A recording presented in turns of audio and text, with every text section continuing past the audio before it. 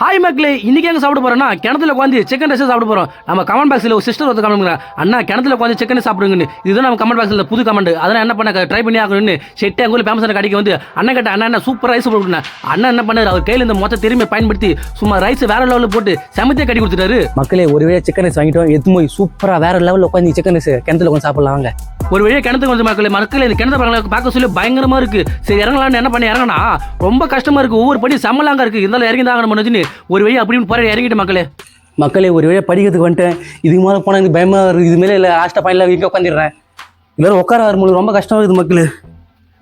அத்தோட parcel open பண்ணி சாப்பிட ஆரம்பிச்சேன். சாப்பிட்டா செம்ம சூடு மக்களே, சுட சுட சரியான சூடு. இருந்தாலும் ஒரு பக்கம் பயமா இருந்து பாம்புக்கு மேலே வருமோன்னு அத்தோட அதெல்லாம் பயத்தை போடாமன்னு சொல்லி என்ன பண்ண தைரியமா மனசை திடப்பத்தின்னு சாப்பிட்டு முடிச்சு மக்களே. சாப்பிட்டு முடிச்சுட்டு அத்தோட மேலே ஆற ஆரம்பிச்சேன். மக்களே ஒரு வழியா சிஸ்டரோட டாஸ்க் முடிச்சிட்டோம். இது